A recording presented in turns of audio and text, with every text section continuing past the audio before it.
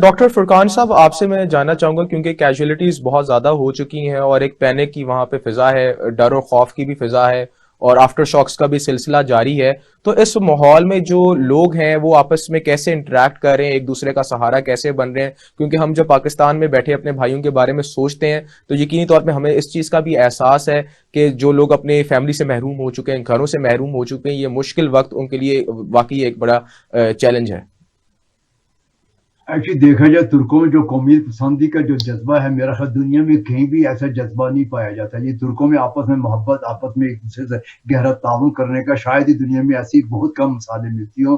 ترکی ایک دوسرے پہ مرتے ہیں، ایک دوسرے کی مدد کے لیے فوری طور پر بھی. آپ استنبول ایئرپورٹ دیکھیں، آپ انقرہ ایئرپورٹ دیکھیں، وہ فوری طور پر کیونکہ حکومت اعلان کیا جو لوگ ان کی مدد کرنا چاہتے ہیں، جو ایکسپرٹ ہیں، جو ریسکیو کا کام جانتے ہیں، وہ آ سکتے ہیں، وہ ان لوگوں کی مدد کریں. تو آپ ایئرپورٹ کے اندازہ لگائیں، ایئرپورٹ پہ اتنا رش ہے، لوگ جو ان کی مدد کے لیے جانے کے لیے تیار ہیں، لیکن ان کو جگہ نہیں ملی، ان کو جانے کا ٹائم نہیں مل رہا.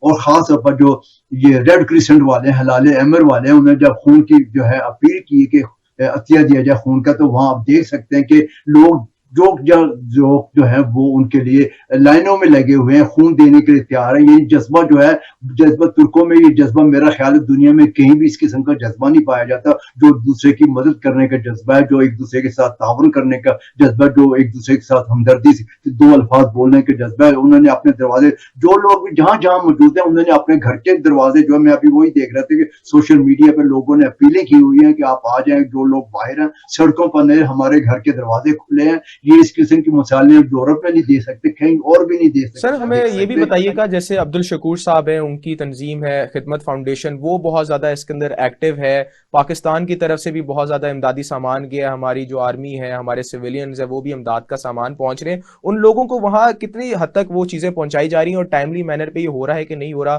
اگر آپ سے میں یہ پوچھوں؟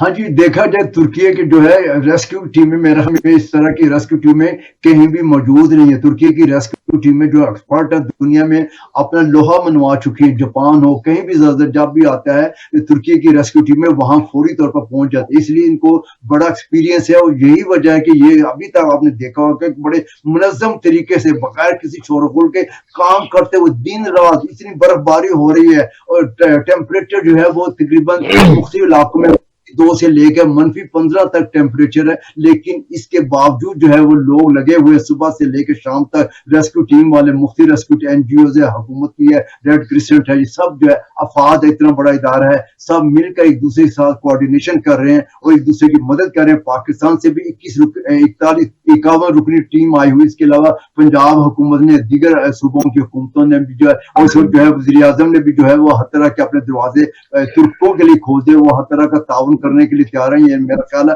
پاکستان سے جو تعاون اس وقت ہو رہا ہے، شاید ہی دنیا میں اس قسم کا تعاون کسی اور ملک کی طرف سے ہو رہا ہو. جی حافظ عزیر علی صاحب، آپ بتائیے گا کہ انٹرنیشنل اسٹوڈنٹس کی ایک بہت بڑی تعداد ترکیہ میں پائی جاتی ہے، اور تمام تر لوگ اس وقت پریشان ہیں کیونکہ کمیونیکیشن کا گیپ ہے، پھر ساز و سامان کا گیپ ہے، کھانے پینے کا مسئلہ ہے. آپ کے ساتھ جو بچوں نے انٹریکشن کیا ہے، آپ کیا سمجھتے ہیں کہ فوری طور پہ ان کو کس طرح کی مدد فراہم کی جائے تاکہ تھوڑا سا وہ بہتری اور کمفرٹیبل لائف سٹائل اپنا لیں جلد از جلد؟ دیکھیں، فوری طور پر جو رسپانس یہاں کی جو آرگنائزیشن ہے افاد، اس نے بہت ہی کوئک رسپانس کر کے ایسے علاقوں میں فوری طور پر پہنچے، اور جو بھی ضروریات کی چیزیں تھی لوگوں کو ملبے کے نیچے سے نکالنے کے ساتھ ساتھ ان چیزوں کے ساتھ وہ ان شہروں میں گئے. تو فوری طور پر ظاہر ہے کہ گرم کپڑے، کھانے کی اشیاء اور ان ساری چیزوں کے ساتھ جب وہ لوگ گئے تو ظاہر ہے کہ انٹرنیشنل اسٹوڈنٹس بھی جو یہاں پر رہتے ہیں وہ اسی کمیونٹی کے ساتھ رہتے ہیں، کمیونٹی کے باہر نہیں رہتے ہیں. تو انہیں بھی انہوں نے ریسکیو کیا، لوکل لوگوں کو بھی انہوں نے ریسکیو کیا، اور جن لوگوں کو جہاں پر بھی ہاسٹل میں شفٹ کر سکتے تھے فوری طور پر ہاسٹل شفٹ کیا. اور کچھ ابھی یہ بھی پتہ چل رہا ہے کہ جو انٹرنیشنل اسٹوڈنٹس ہیں، خصوصی طور پر یہاں پر ایک انٹرنیشنل اسٹوڈنٹس کی ایک ایسوسیشن ہے ادیف کے نام سے، تو وہ بہت زیادہ سپورٹ کر رہی ہے. فرقان صاحب، آپ کی جانب واپس آتا ہوں. ایک تو سب سے بڑا ایشو یہ وہاں پہ ہم نے دیکھا کہ اتنے بڑے پیمانے پہ کبھی زلزلہ آیا نہیں ہے ترکیہ میں. 7.9 اس کا میگنیٹیوڈ تھا، اور عمارتیں ساری نسبت نابود ہو گئی ہیں, زمین بوس ہو گئی ہیں, فیملیز ایک دوسرے سے جدا ہو گئی ہوئی ہیں. آپ نے بتایا کہ ایڈمنسٹریشن لیول بہتر ہے, لیکن یہ تمام تر معاملات آپ کو اب بیک ٹو نارمل لائف آتے میں کتنی دیر لگ جائے گی؟ میں دیکھ رہا تھا کہ طیب اردگان نے تقریباً 6 یا 7 دن کی انہوں نے ایمرجنسی نافذ کر کے چیزوں کو لے کے جا رہے ہیں. آپ کیا سمجھتے ہیں کتنا ٹائم لگے گا بیک ٹو نارمل لائف آنے میں؟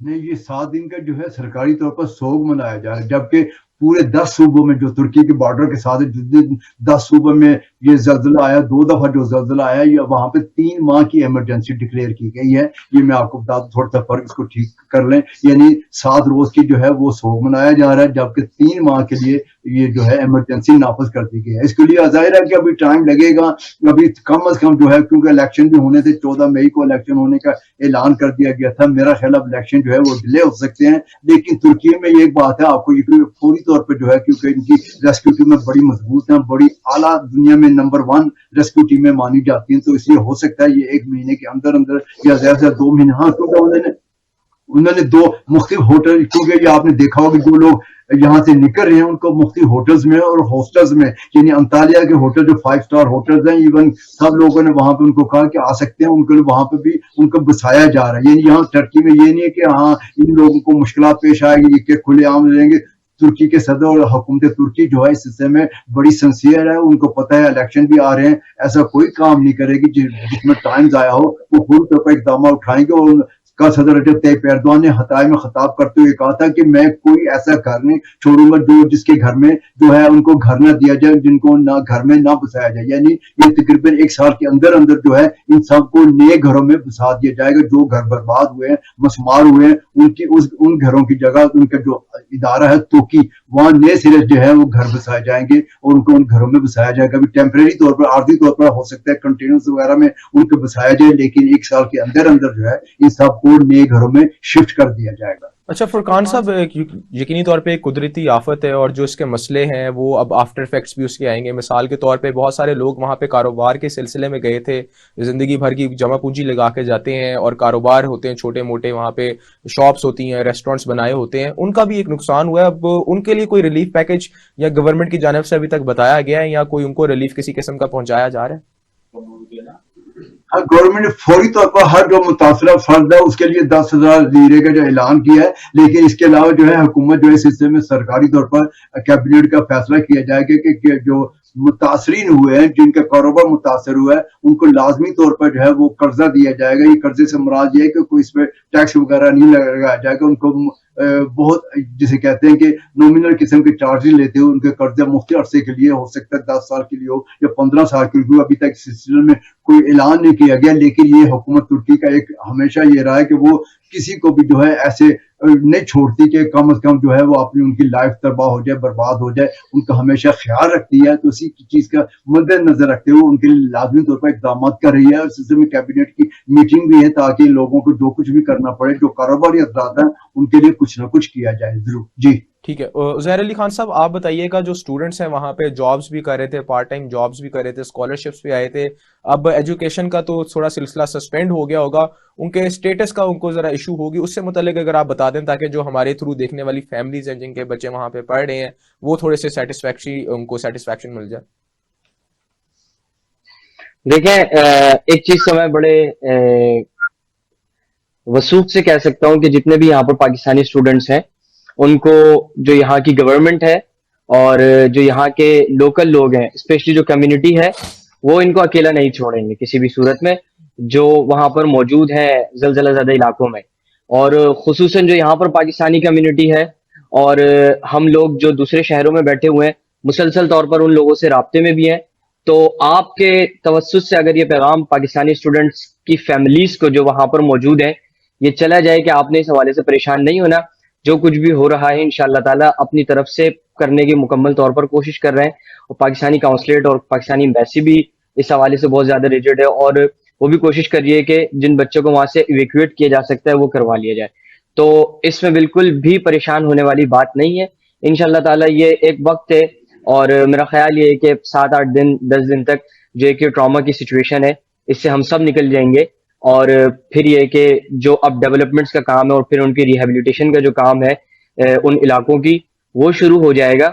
تو اس میں یہ ہے کہ تھوڑا سا ہمیں پینک نہیں ہونا چاہیے، اور ہماری جو فیملیز جو پاکستان میں جو ہمیں دیکھ رہے ہیں ان کو بس یہی کہنا چاہیں گے کہ آپ لوگ بالکل بھی پینک نہ ہو، کیونکہ یہاں پر جو پاکستانی کمیونٹی ہے وہ ایک دوسرے کے ساتھ اٹیچ ہے، ایک دوسرے کا خیال رکھتی ہے، ایک دوسرے کے ساتھ رابطے میں ہے. اور جب آپ کسی بھی دوسرے ملک میں ہو، اور کسی دوسرے ملک میں ہو اور جب ترکی میں ہو، تو بالکل بھی اس حوالے سے پریشان نہیں ہونا چاہیے. ٹھیک ہے.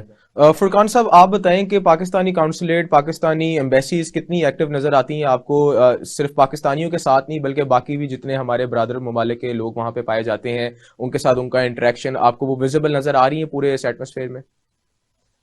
ہاں جی ہاں، امبیسی پاکستان جو ہے، آپ کو یہ بتا دوں اگر دنیا میں کوئی دیکھا جائے امبیسی کام کرتی نظر آئے گی تو آپ کو میرا خیال ہے اس میں 100% مارکس ترکی پاکستان کی امبیسی کو دے سکتے ہیں، کیونکہ ایک تو یہاں پہ پاکستانی بہت ہی کم تعداد میں، اوپر سے پاکستان جتنے بھی ہیں سارے پڑھے لکھے پاکستانی ہیں، اسٹوڈنٹس ہیں جہاں اعلیٰ تعلیم یافتہ پاکستانی، ان کے سفارت خانہ پاکستان سے بڑے اچھے تعلقات ہیں، سفیر پاکستان سے لے کر نیچے اسٹاف تک جو ہے ہمیشہ ان کی مدد کرتے ہیں. میرا خیال ہے دنیا میں کوئی اگر ترکی میں جو سفارت خانہ پاکستان اس جیسا کوئی سفارت خانہ نہیں ہے، اگر اس طرح کے باقی پاکستانی سفارت خانے بھی ہو جائیں تو میرا خیال ہے دنیا کسی کو بھی کوئی شکایت نہ رہی. اس لحاظ سے میں کہہ سکتا ہوں اس لحاظ سے اسٹوڈنٹس جو ہیں وہ لکی ہیں، پاکستانی کمیونٹی بڑی لکی ہے کہ ان کو سفیر جیسا سفیر اور دیگر اسٹاف جو سفارتکار جو ملے ہیں وہ ہمیشہ ان کی کیئر کرتے ہیں، خود جاتے ہیں، ان کو ہر طرح کا تعاون فراہم کر رہے ہیں، اور جو بھی کونسلیٹ جنرل ہے وہ بھی ہر طرح کا وہاں پہ ہر طرح کا معاملے کو دیکھ رہے ہیں، ہر طرح کا تعاون. یعنی اس لحاظ سے آپ کو کسی قسم کا خدشہ یا اندیشہ نہیں ہونا چاہیے کہ سفارت خانہ پاکستان کی مدد نہیں کرے گا. میرا خیال ہے جو کچھ وہ کر سکتے ہیں ڈیفینیٹلی کر رہے ہیں. اچھا عزیر صاحب آپ بھی تھوڑا سا بتائیں کہ جو لوگ انڈیویجول لیول میں اس وقت پاکستان ہے بیٹھے ہیں اور چاہتے ہیں کہ اپنے بھائیوں کی مدد کر سکیں ترکیہ اور شام میں بیٹھے، کیا ان کو وہ ڈونیشن کے پلیٹ فارمز ہیں جہاں پہ وہ کر سکتے ہیں؟ ایمبیسی کو اپروچ کریں، یونیورسٹیز کو اپروچ کریں، یا کوئی ایسی تنظیم؟ الخدمت کا تو ہمیں پتہ ہے بہت زیادہ ایکٹیو ہے، عبدالشکور صاحب وہاں پہ ابھی بھی امدادی کارروائیوں میں ہمیں مصروف نظر آ رہے ہیں، لیکن جو لوگ یہاں پہ بیٹھے ان کو وہ مدد کرنا چاہتے ہیں لیکن ان کے پاس فی الحال میرے خیال سے کوئی ڈائریکشن اگر آپ ان کو بتائیں بہتر انداز سے مدد کر پائیں گے. دیکھیں مجموعی طور پر اس وقت پاکستان میں بھی مختلف آرگنائزیشنز ایسی ہیں کہ جو فنڈ ریزنگ کر رہی ہیں، تو اس میں یہ کہ ایمبیسی، ٹرکش ایمبیسی کو بھی ڈائریکٹلی دیا جا سکتا ہے، اور IHH ٹرکش آرگنائزیشن ہے اس کو بھی دیا جا سکتا ہے. الخدمت فاؤنڈیشن تو خیر پاکستان میں بہت زیادہ لوگ اس کو جانتے ہیں.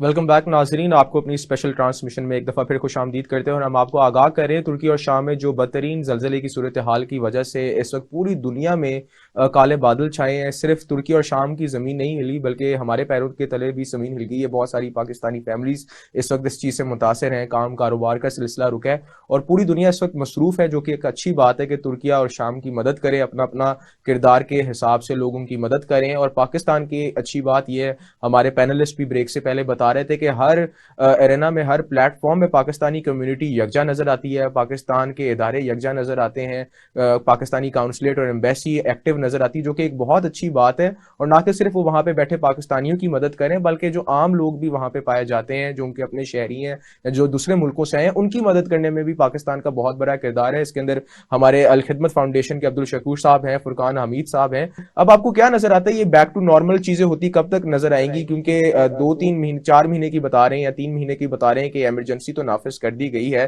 تو اس کا اسٹوڈنٹس کو تو بہت زیادہ نقصان ہوگا, اس کو ریکور کیسے کیا جائے گا؟ دیکھیں ابھی فوری طور پر تو یہاں پر جو یونیورسٹیز وغیرہ ہیں وہ 20 فروری تک بند کر دی گئی ہے. تو میرا یہ خیال ہے کہ جو ان علاقوں میں تو ظاہر ہے کہ نارمل کی طرف چیزیں تھوڑا لیٹ آئیں, لیکن یہ ہے کہ جو دوسرے شہر ہیں جہاں سے اس وقت امدادی سامان لے کر جایا جا رہا ہے اور جو امدادی سرگرمیاں ہو رہی ہیں, وہاں پر پھر بھی یہ کہ ہو سکتا ہے کہ اگلے مہینے تک, مارچ کے سٹارٹ تک چیزیں نارمل ہو جائیں اور ایجوکیشن جو ہے وہ دوبارہ سے بحال ہو جائے. لیکن یہ کہ ظاہر ہے کہ اس طرف جہاں پر زلزلہ آیا ہے وہاں پر میرا یہ خیال ہے کہ کم سے کم بھی ابھی 4-5-6 مہینے تک یہ بات کہنا مشکل ہے کہ چیزیں اور زندگی کب تک نارمل ہوتی ہے. یعنی پھر تعلیم تو اس کے بعد ہی پھر آتی ہے. زندگی جیسے جیسے نارمل ہوگی تو پھر یہ ہے کہ میرا خیال کہ تعلیم کے جو سلسلہ ہے وہ بھی بحال ہو جائے گا. بالکل. فرقان صاحب, ہمارے پہلے سننے میں یہ آیا تھا, بلکہ سوشل میڈیا میں ایک بات گردش کر رہی تھی کہ اس زلزلے کی جو پریڈکشن ہے وہ بہت پہلے تھوڑی سی کر دی گئی تھی اور اس کو بڑا سیریسلی نہیں لیا گیا, بلکہ پاکستان اور انڈیا سے متعلق بھی کہا جا رہا ہے کہ شاید آنے والے 10 دنوں میں خدا نہ خواستہ ایک زلزلہ یہاں پہ بھی آ سکتا ہے. تو اس کو مد نظر رکھتے کسی قسم کی آپ کو پریڈکشن کے تحت تیاری نظر آئی تھی آپ کو ترکیہ میں, یا اس کو ویسے ہی ایز اے سوشل میڈیا گلیونس ہی دیکھا گیا تھا؟ نہیں, ایکچولی دیکھا جائے پریڈکشنز وغیرہ تو ہمیشہ ہی آتی رہتی ہیں کہ یہاں پہ زلزلہ آنے والا ہے, یہاں پہ زلزلہ آنے والا ہے. ہمیشہ پچھلے 1 سال سے جو ہے وہ یہ خاص طور پر استنبول کو کہا جا رہا تھا استنبول میں زلزلہ ہے. اس علاقے کی کسی بھی نے پریڈکشن نہیں کی تھی کہ اس سائڈ پہ بھی زلزلہ ہے. وہ سارا جو کچھ بھی پریڈکشن وغیرہ ہو رہی تھی وہ استنبول اس سائڈ پہ ہو رہی تھی, لیکن اس سائڈ پہ اللہ کا شکر ہے کہ وہاں پہ زلزلہ وغیرہ نہیں آیا. یہ سائڈ پہ آئے جو کہ دیکھا جائے انہونی سی بات ہے اس ہے کہ اس سائڈ پہ زلزلہ کم ہی آتے ہیں. یہ اللہ تعالیٰ کی طرف سے جو کچھ بھی ہے کہا جا سکتا ہے کہ 2 زلزلے آئے, اوپر نیچے آئے ہیں, اور دونوں ایک ہی دن آئے ہیں. حالانکہ استنبول, جبکہ استنبول اس علاقے کی جلوہ اور اس سائڈ علاقے کی طرف سے خدشہ ظاہر کیا جاتا ہے کہ اس علاقے میں زلزلے آ سکتے ہیں. اس سائڈ پہ کسی کو بھی امید نہیں تھی کہ یہ زلزلہ اس سائڈ پہ بھی آئے گا, کیونکہ یہاں پر جو بھی زلزلے آئے بھی وہ کبھی بھی اتنی شدت کے زلزلے نہیں آئے ہیں جس کو وہ یہ کہا. جہاں البتہ مشرقی جو ہے, مشرقی ترکی میں جو ارزنجان کا علاقہ ہے وہاں پہ 1939 میں اسی شدت کا زلزلہ آیا تھا, جبکہ اس سائڈ پہ اس شدت کا زلزلہ کبھی بھی نہیں آیا. یہ پہلی دفعہ ہوا کہ اس شدت کے زلزلے جو ہے یہ جنوبی سائڈ پہ اس شدت کے زلزلے کے جھٹکے محسوس کیے گئے. جی اچھا سر, ہمیں یہ بھی بتائیں کہ اس وقت ترکیہ جو گورنمنٹ ہے اس پہ کتنا زیادہ برڈن آ چکا ہے, کیونکہ اتنے بڑے پیمانے پہ زلزلہ ایکسپیکٹ کرنا ایک مشکل کام ہوتا ہے. آپ بتا تو رہے ہیں کیونکہ ایڈمنسٹریشن بڑی اچھی ہے, بڑی ایکٹیو ہے, لیکن طیب اردوان کی بات کریں یا دوسرے ہیڈ آف اسٹیٹس کی بات کریں, سب کی اس وقت نظر ہے. Even though United nation Antony Guterres کا بھی یہ کہنا ہے کہ وہ بھی چکر لگائیں گے ترکی میں. پریشر کتنا ہے اس وقت پورے ترکی میں؟ ہاں جی, دیکھا جائے ایکچولی اس وقت صدر رجب طیب ایردوان پہ بہت زیادہ پریشر اس لیے بھی ہے کہ اپوزیشن جسے کہہ سکتے ہیں, اپوزیشن اس وقت ادھار کھائے بیٹھی تھی کہ کسی طرح جو ہے ایردوان کو جو ہے نیچا دکھایا جا سکے. وہ آپ ان کے لیے جو دیکھیں گے کہ جو ہے یہاں پہ جہاں یہاں پہ ادیمان ہے, غازیان تھیپ ہے, یہاں پہ جو لوگوں کو پہلے 2 دن مشکلات کا سامنا کرنا پڑا ہے. ان کو کھانا پینا نہیں ملا, ان کو غذا نہیں ملی, ان کو کمبل نہیں ملا, ان کو کچھ بھی نہیں ملا. تو اس کا ظاہر ہے اس کا فائدہ اٹھانے کی کوشش کریں گے. لیکن یہ میں آپ کو بتا دوں, دنیا میں جہاں بھی زلزلہ آتا ہے پہلے دن ہر ایک کو مشکلات کا سامنا کرنا پڑتا ہے. یہ کبھی بھی امریکہ جیسے, جاپان جیسے ملک میں بھی ایسا ہوا کہ وہاں پہ بھی پہلے روز جو ہے مشکلات کا سامنا کرنا پڑا ہے. لیکن صدر رجب طیب ایردوان نے ان مشکلات پر کہہ دیا کہ ہم پہلے دن ہمارے لیے ظاہر بڑا مشکل تھا, لیکن اب ہم نے اس پر قابو پا لیا ہے. اور اگر صدر رجب طیب ایردوان کہہ رہے ہیں کہ ہم نے کسی چیز پر قابو پا لیا, حالات ہمارے کنٹرول میں, تو اس کا مطلب ہے کہ سب کچھ سیف ہینڈ میں ہے اور حالات मजीद बेहतर होते जाएंगे. थोड़ा सा टाइम जरूर लगेगा, लेकिन रजब तैयब एर्दोगान पे इसका प्रेशर जरूर आएगा और इसका जो है आप इफेक्ट जो है वो लाजमी तौर पर इलेक्शन में जरूर देखेंगे. नेगेटिव होता है या पॉजिटिव होता है, अगर सदर रजब तैयब एर्दोगान इसको अपने पॉजिटिव तरीके से अपनी तरफ इस्तेमाल करने में कामयाब होते हैं तो उनको कामयाबी मिल जाएगी. लेकिन अगर अपोजिशन ने इसको अपने उस मफाद के लिए इस्तेमाल किया तो फिर बड़ा मुश्किल हो जाएगा. जी ठीक है. उजैर साहब, आप ये बताएं कि अनएम्प्लॉयमेंट बढ़ गई होनी है यकीनी तौर पे, सोशल क्योस भी होना है, क्रिमिनल रेट भी बढ़ जाता है. ऐसे में जो पाकिस्तानी लोग हैं वहाँ पे या पाकिस्तानी के अलावा जितने भी लोग हैं, एम्प्लॉयमेंट अपॉर्चुनिटीज़ कैसे सीख कर सकते हैं अब, क्योंकि आपके सामने चीज़ें क्लोज्ड होंगी, एमरजेंसी भी नाफिज है, बड़ा मुश्किल हो जाता है सर्वाइव करना, खाने पीने के मसले होते हैं. इमदाद तो चलें अपनी जगह, लेकिन लोग कमाई का भी सिलसिला चाहते हैं और फिर आपको पता है टाइम्स पाकिस्तान भी वो पैसे वापस भेजते हैं. ये सिलसिला कैसे आपको चलता नजर आएगा? असल में देखिए, यहाँ पर जो पाकिस्तानी कम्युनिटी मौजूद है वो या तो किसी न किसी बिजनेस से वाबस्ता है, या तो फिर यह है कि एक बहुत बड़ी तादाद स्टूडेंट्स की है. तो इस तरीके से बहुत बड़ी तादाद उन लोगों की नहीं है कि जो यहाँ पर मुख्तलिफ कंपनीज में जॉब करते हो, या तो यहाँ पर कम्युनिटी का जो एक बहुत बड़ा हिस्सा है वो इन्हीं बिजनेस से वाबस्ता है या फिर स्टूडेंट्स है. तो बाकी इसके अलावा जाहिर है कि एक जबान का एक बैरियर होने की वजह से उसके अलावा जो कम्युनिटी है वो या तो जर्नलिज्म से वाबस्ता है, या फिर ये कि ट्रांसलेशन के बहुत सारे काम कर लेते हैं, या उसके अलावा इंग्लिश टीचिंग करते हैं. तो मेरा ये ख्याल है कि बीइंग फॉरेन कम्युनिटी इन तुर्की, हम इससे इतने ज्यादा मुतासिर नहीं होंगे जितना लोग इस वक्त कैलकुलेट कर रहे हैं. लेकिन ये कि जाहिर है कि अनएम्प्लॉयमेंट वैसे ही बढ़ी हुई है, ये जल्जले की वजह से नहीं बढ़ी हुई, लेकिन वैसे ही अनएम्प्लॉयमेंट यहाँ पर और इन्फ्लेशन बहुत ज्यादा है. तो जाहिर है कि इन सबको और ये उस वक्त तक कंट्रोल नहीं हो सकती जब तक यहाँ पर इलेक्शंस ना हो जाए और किसी स्टेबिलिटी की तरफ नहीं जाया जा सकता. तो जाहिर है कि क्योंकि जैसे ही इलेक्शंस होंगे तो उम्मीद यही की जा रही है कि इन्फ्लेशन और अनएम्प्लॉयमेंट जो है वो कम हो जाएगी, क्योंकि जाहिर है कि एक मरतबा फिर अगर रजब तैयब एर्दोगान आए तो जाहिर है कि जो इंटरनेशनल इन्वेस्टर्स होते हैं, लोगों को भी उनको ऊपर दोबारा से ट्रस्ट डेवलप होगा कि दोबारा से यहाँ पर स्टेबिलिटी ही रहनी है. तो इंशाअल्लाह ताला उम्मीद यही की जा रही है कि इलेक्शंस के बाद स्टेबिलिटी और इकोनॉमिक क्राइसिस जो है उससे तुर्की निकल जाएगा. ठीक है. फुरकान साहब, आपका ताल्लुक बड़े ज़बरदस्त टीवी नेटवर्क के साथ है, टीआरटी के साथ है, बड़ी नामवर एक न्यूज़ चैनल है, television, Turkish television and radio. मुझे बताएं कि मीडिया इस वक्त कैसे पोर्ट्रे कर रहा है, क्योंकि इलेक्शंस का भी समय है वहाँ पे और एट टाइम्स ये माना जाता है कि इलेक्शंस के टाइम चीज़ें मैनिपुलेट हो जाती हैं. मीडिया इसको कैसे डील कर रहा है? कोई पॉजिटिव इमेज दिखाने की कोशिश है? हाँ, यहाँ पे एक चीज मैं आपको बताता हूँ, जो पाकिस्तान और टर्की में आपको फर्क नजर आएगा.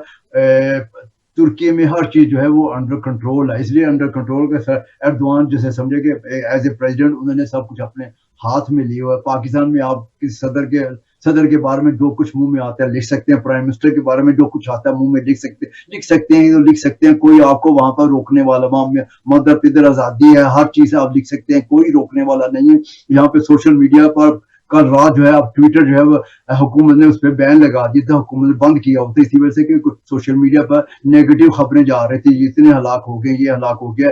टर्की में ये चीज है कि टर्की जो है वो हर एक चीज सोशल मीडिया में अपने, खास तौर पर प्रिंट मीडिया में अपने जो है अपनी साख जो है उसको बरकरार रखना चाहता है. हुकूमत खास तौर पर अपोजिशन की मैं बात नहीं कर रहा, हुकूमत की बात कर रहा हूँ. हुकूमत जो है सब कुछ अपने हाथों में लेना चाहती है, किसी किस्म के नेगेटिव जो है अपने अप्रोच जो है उसकी इजाजत नहीं देती. इसी वजह से आपने देखा होगा कि बट आखिरकार जो है कल मिनिस्टर की जो है ट्विटर के आला हुकाम से बात करने के बाद इस ट्विटर को खोल दिया गया है. लेकिन ट्विटर वालों ने भी कहा कि टर्की को इस किस्म की पाबंदियां लगाने की जरूरत नहीं है. आपने फेसबुक भी देखा होगा, बड़ा स्लो कर दिया गया था. तुर्की इस मामले में बड़ा स्ट्रिक्ट किस्म के जो है वो मेजरमेंट लेता है और उसने प्रिंट मीडिया पर भी बड़ा कंट्रोल रखा हुआ है. आपने देखा होगा जितने भी टीवी चैनल वो आमतौर पर सदर रजब तैयब एर्दोगान के बारे में नशरियात करते हैं, जबकि 2-3 चैनल ही सिर्फ ऐसे रह गए जिसमें आप टीवी है और फॉक्स टीवी है, ये सिर्फ जो है वो अपनी मर्जी की नशरियात कर सकते हैं, जबकि बाकी जितने भी टीवी चैनल है वो सदर एर्दोगान की निगरानी में काम कर रहे हैं. ये फर्क है. ये आपने बड़ा अच्छा एक्सप्लेन किया फुरकान साहब के. मीडिया पाकिस्तान में जो सॉरी मैं बात आपकी काट दी है,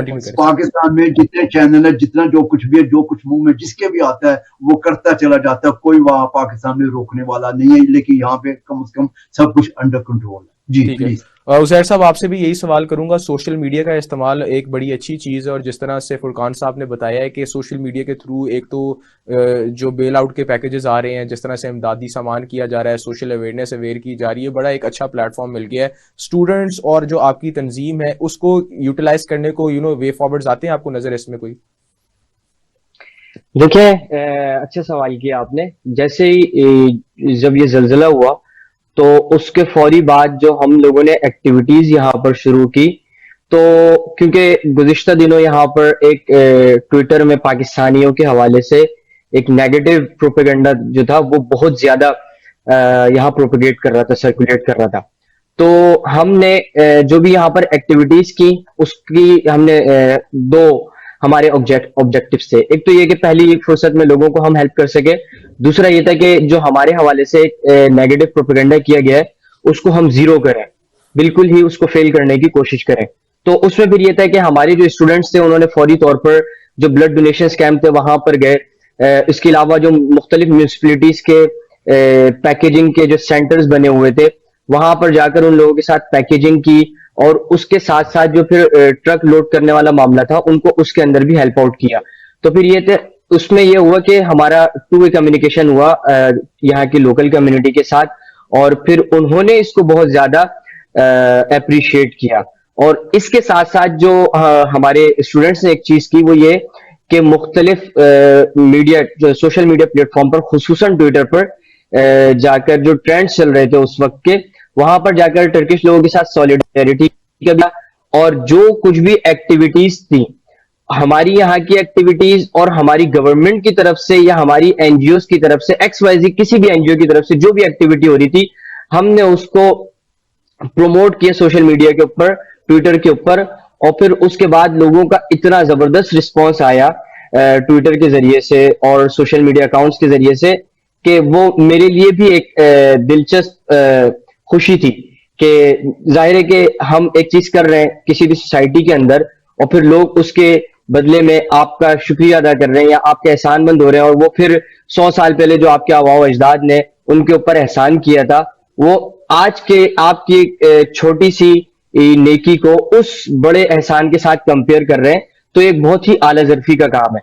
तो हम अपनी तरफ से इस किस्म की जो भी एक्टिविटीज कर रहे हैं हमने अपना ऑब्जेक्टिव ही ये कर लिया है कि हम टर्किश लोगों के साथ इस मुश्किल वक्त में जो कुछ भी कर सकते हैं वो करें। हम अगर दो अच्छे बोल जाकर उनके साथ बोलते हैं तो बोल सकते हैं तो वो बोलें, अगर हम अपनी जेब से अपनी पॉकेट मनी से 5 लीरा 10 लीरा या XYZ जो कुछ भी दे सकते हैं वो हम दें, और ज्यादा से ज्यादा हम कम्युनिटी के साथ इंटरेक्ट करके हमारे जो एक हिस्टोरिकल टाइज हैं उनको मजबूत करने की कोशिश करेंगे।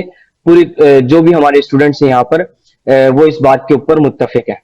अच्छा, आपने बड़ी अच्छी बात की उज़ैर साहब के सोशल मीडिया के थ्रू कितना कुछ फ़ायदा उठाया जा सकता है। एक जो कम्युनिकेशन गैप यहाँ पाकिस्तान में आ रहा है, वो जो लोग टर्की जाना चाह रहे थे, जिन्होंने वीज़ाज अप्लाई किए हुए थे, जिन स्टूडेंट्स ने स्टूडेंट वीज़ाज अप्लाई किए थे या जिनकी फैमिलीज अपने बच्चों को भेज रही थी या तकरीबन प्रोसेस था, वो अब थोड़ा सा इसके अंदर कन्फ्यूज्ड हैं। आप उनको क्या रिकमेंड करेंगे? थोड़ा सा ठहरें, सब्र करें, या अभी वक्ती तौर पर ये मामला बेहतर नहीं हो सकते? किस तरह से आप देखते हैं कि इन फैमिलीज को क्या मैसेज देना चाहेंगे? असल में देखिए, पाकिस्तानी स्टूडेंट्स जो तुर्की आते हैं उनका ये वीजा रिजेक्शन का मामला इतना ज्यादा नहीं होता अनटिल और अनलेस के आपके डॉक्यूमेंट्स में बहुत बड़ा कोई ब्लंडर ना हो। तो अगर छोटी मोटी कोई डॉक्यूमेंट अगर मिसिंग होता है तो वो उसके ऊपर तो वीजा नहीं रिजेक्ट करते बल्कि वो कॉल करके खुद भी बुला लेते हैं। तो मेरा ये ख्याल है कि इसमें हमारी थोड़ी सी कमी है जिसको हमें पूरा करना चाहिए। और अगर कहीं पर किसी को ऐसा लगता है कि अगर ये रेशो बहुत ज्यादा बढ़ रहा है तो फिर ये हमारी जो फॉरेन ऑफिस है या हमारी जो एम्बेसी है ये फिर उसकी जिम्मेदारी बनती है कि वो अपने डिप्लोमेटिक चैनल्स के जरिए से आला हुक्काम तक ये मामला पहुंचाएं कि हमारे जो लोग डिजर्व करते हैं आ सकते हैं, यहाँ पर पढ़ना चाहते हैं या जो लोग टूरिज्म के लिए आना चाहते हैं उनको ये इश्यूज आ रहे हैं, तो फिर ये डिप्लोमेटिक लेवल के ऊपर इन मामला को हल करना चाहिए। ठीक है। फुरकान साहब, आप बताएं, जो रीसेटलमेंट की यहाँ बात की जाए या रिहेबिटेशन की बात की जाए, रिकंस्ट्रक्शन की बात की जाए टर्किया में, क्योंकि इसके लॉन्ग टर्म इफेक्ट्स तो पड़ेंगे, बिल्डिंग्स टूट गई हैं, कारोबार लोगों के ख़त्म हो गए हैं, फिर भी अगर रे ऑफ होप की बात की जाए आपसे, तो मामला तो आपको कैसे नज़र आते हैं? एक तो बेहतरी कितनी जल्दी आ जाएगी, टर्की जैसे पहले था वैसे कैसा हमें दोबारा हंसता खेलता नज़र आएगा, और यहाँ फिर इसको थोड़ा सा भी टाइम लगना है? आपको ये बता दूं, ये पाकिस्तान कोई या कोई अफ्रीकी मुल्क नहीं, टर्की जो है और ये कंस्ट्रक्शन के मामले में दुनिया का माना जाना हुआ एक मुल्क है। एक कंस्ट्रक्शन में तुर्की का नाम है और हमेशा जो है ये कंस्ट्रक्शन में दुनिया से अवार्ड लेते रहे। तो यहाँ पे भी आपने इनका तोकी का इदारा देखा हो जिसने पाकिस्तान में भी काम शुरू किया हुआ है। दुनिया के मुख्तलिफ ममालिक में कंस्ट्रक्शन के जितने भी ठीक है बड़े बड़े, रशिया में है, बाकी ममालिक में तुर्की नंबर 1 चला आ रहा है। हमेशा जो है कंस्ट्रक्शन में तुर्की का कोई मुकाबला नहीं कर सकता। तुर्की में जितने भी पिछले ये जल्जले वगैरह आए हैं, अर्जुरूम में हो या वान में हो या दूसरे इलाकों में, वहां पे आपने देखा हो कि पूरी तौर पर 6 महीने से 8 महीनों के अंदर अंदर इन्होंने बड़ी बड़ी इमारतें जो है प्लाजा जो तामीर करते हुए लोगों को जो उनकी चाबियां दी हैं, लोगों को सस्ते जो है मकानात दिए हैं, और हर तरह की छानबीन करने के बाद, हर तरह की चेकिंग करने के बाद ही वहां पर उनको शिफ्ट किया है। कि यानी कंस्ट्रक्शन के लिहाज से तुर्की का कोई मुकाबला नहीं कर सकता। इस लिहाज से कहा जा सकता है कि तुर्की बड़ी जल्दी बहुत ज्यादा भी अगर हुआ तो 8 महीने के अंदर, 8 महीने के अंदर अंदर जो है ये घर वगैरह नए सिरे से बन के इनको तस्लीम इनको दे दिए जाएंगे, इनकी चाबियां जो है वो दे दी जाएंगी, और ये जो शहर जो बर्बाद हुए हैं वहां उसकी जगह नए शहर जो आबाद होना शुरू हो जाएंगे। ठीक है sir, where down to our last minutes तकरीबन इस ट्रांसमिशन के। कोई मैसेज अगर आप देना चाहें पाकिस्तानी कम्युनिटी जो पाकिस्तान में बैठी है और खास तौर पे जो टर्की में लोग मुतासिर हैं, हम मदद कैसे कर सकते हैं उनकी, या जो भी आप मैसेज एक देना चाहे प्लीज सर दे दीजिएगा। एनजीओ वगैरह का ये है कि है वो फ्रॉड भी कर रही है, इसलिए बेहतर तरीका ये है जो अल खिदमत का इदारा, मैं आपको ये बता दूं, अल खिदमत का इदारा जो है मेरा ख्याल है पाकिस्तान में इसके जैसा कोई इदारा मौजूद नहीं है। जैसे तुर्की में जो है अफाद है और पाकिस्तान में अल खिदमत है। अल खिदमत जैसा इदारा है, अल खिदमत से रुजू करें, या अगर अल खिदमत से आप रुजू नहीं करना चाहते, आप डायरेक्ट जो है वो तुर्की के साथ करना चाहते हैं, तो तुर्की का इदारा है अफाद। बाकी कई एनजीओ प्राइवेट है, प्राइवेट में आप ना जाएं, जो है सरकारी इदारा है, आप उसकी वेबसाइट पे जाएं, AFAD अफाद में जाएं, वहां पे आप इंग्लिश में जो कुछ भी लिखना चाहें वो आपको हर तरह की फैसिलिटी देंगे, आपका हर तरह से ताउन करेंगे, और आपके पैसे जो है, आपको जो कुछ भी आप जनरेट करना चाहते हैं, जो कुछ भी आप हेल्प करना चाहते हैं, वो आपकी उसी जगह पहुंच जाएगी जहां पे आप कहेंगे। उजैर साहब, आप भी कोई बताएं, कोई मैसेज देना चाहते हैं हमारे नाजरीन को, तो प्लेटफॉर्म आपके पास है। अगरचे पाकिस्तान इस वक्त माशी तौर पर मुश्किल हालात से गुजर रहा है, लेकिन क्योंकि हम पाकिस्तानी लोगों का दिल बहुत बड़ा होता है, हम अपने अगर हमारे पास एक रोटी हो तो हम आधी खुद खाकर आधी अपने हमसाये को खिलाने का ज़र्फ रखते हैं। तो तुर्की हमारा भाई है, हमारे हिस्टोरिकल टाइज हैं इस मुल्क के साथ। तो मेरी पूरी पाकिस्तान कौम से यही दरख्वास्त है कि जो कुछ भी आपके बस में हो, एक रज़ाई, एक कंबल, या 5 रुपए, 10 रुपए, जो कुछ भी आपके बस में हो, अपनी तरफ से इसको तुर्की के लिए डोनेट कीजिए। हमारे आबाओ अजदाद को 100 साल तक याद रखते हैं आज तक के लिए। मैं चाहता हूं कि आने वाले जो है इनमें इनके जो बच्चे हैं वो हमारे आज के किए हुए को अगले 100 साल के बाद याद करें। बहुत शुक्रिया उजैर साहब, बहुत शुक्रिया फुरकान साहब, और जिस तरह से आप लोग इमदादी कार्रवाइयों में आगे बढ़ के साथ दे रहे हैं और जिस तरह से अपने खिदमात सर अंजाम दे रहे हैं, यकीनी तौर पे ये बहुत बड़ी बात। अल्लाह ताला आपको इसका अजर दे। और मेरी देखने वालों से गुजारिश है कि जिस तरह से उजैर साहब ने कहा, फुरकान साहब ने कहा कि इन प्लेटफॉर्म्स को यूज करें, जो आप अपनी हैसियत के मुताबिक कर सकते हैं करें, और कम अज कम और कुछ नहीं तो दुआ तो करें, क्योंकि हमारा ब्रादर ममालिक टर्की है, इसको इस मुश्किल घड़ी में हमारी दुआओं की सबसे ज्यादा जरूरत है। अल खिदमत फाउंडेशन से अब्दुल शकूर साहब जिस तरह से वहां पे बैठे सर खिदमत अंजाम दे रहे हैं, हमारा भी फर्ज बनता है कि अगर हम अपने मुल्क में बैठे हैं तो अपने भाइयों के लिए एटलीस्ट दुआ करें और माली तौर पे भी इमदाद करने की कोशिश करें, क्योंकि ये आफत कभी भी आ सकती है और किसी पे भी आ सकती है।